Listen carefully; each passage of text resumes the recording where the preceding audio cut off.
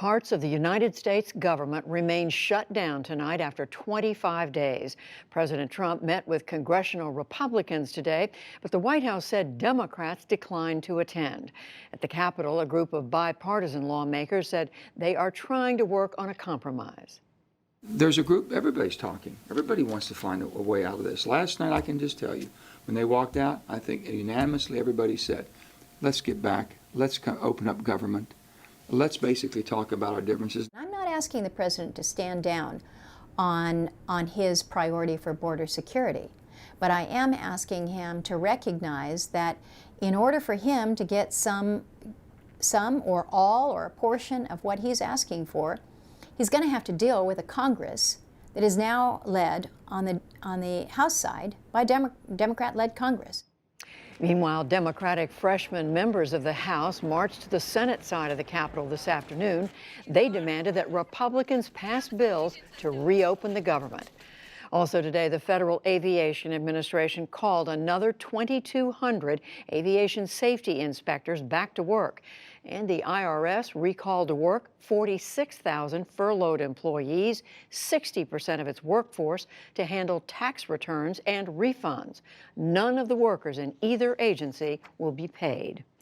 President Trump pointed today to a new caravan of migrants from Honduras to bolster his demands for a border wall. At least 600 people carrying backpacks started out from a bus station late Monday.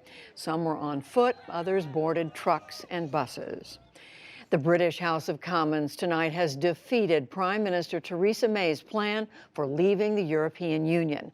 The outcome of the vote was overwhelming, 432 to 202. It sets the stage for a vote of no confidence in May's government. That's tomorrow.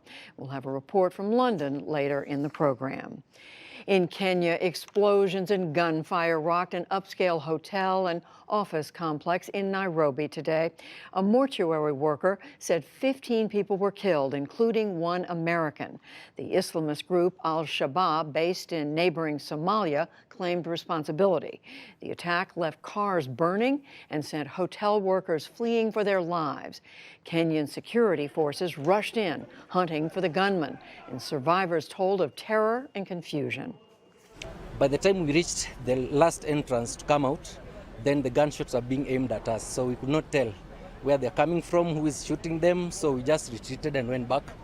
Just yesterday, a Kenyan magistrate ordered 3 men to stand trial for killing 67 people at a Nairobi mall in 2013.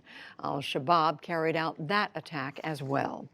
In southern Africa, a second day of violent protests erupted after the government doubled fuel prices. Soldiers intervened to disperse crowds in Harare, the capital of Zimbabwe. Demonstrators burned tires and blocked roads. Trouble broke out in at least one other city as well. Amnesty International says 8 people were killed in Monday's violence. The government says the number was 3. The International Criminal Court acquitted the former president of Ivory Coast today of crimes against humanity.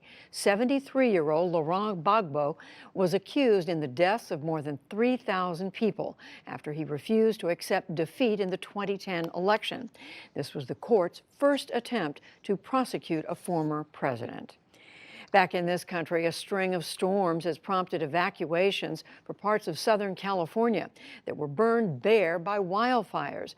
Officials now fear, that is, heavy snow and rain across the Los Angeles area and surrounding mountains could trigger mudslides.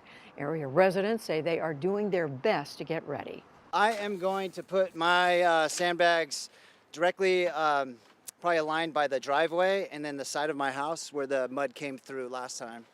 Are you in the order? I am, yeah. I'm right in the red, right in the heart of it. A year ago, mudslides killed 23 people in the city of Montecito and destroyed more than 100 homes. A federal judge in New York has blocked the 2020 census from adding a citizenship question. A coalition of states and cities had argued that it is a deliberate attempt to discourage immigrants from taking part. The judge today found that the question is constitutional, but he said Commerce Secretary Wilbur Ross added it arbitrarily, and he said he was not candid about White House involvement. The U.S. Supreme Court is slated to address the issue in February. There is word that the Environmental Protection Agency hit a 30-year low last year for prosecuting pollution crimes. The 166 cases referred to the Justice Department was the fewest since 1988. In a statement, the EPA said it is focused on the most significant cases. And on Wall Street, stocks rallied after China announced plans to cut taxes and boost its economy. The Dow Jones Industrial Average gained 155 points to close at 24,065. The Nasdaq rose nearly 118 points, and the S&P 500 added 27.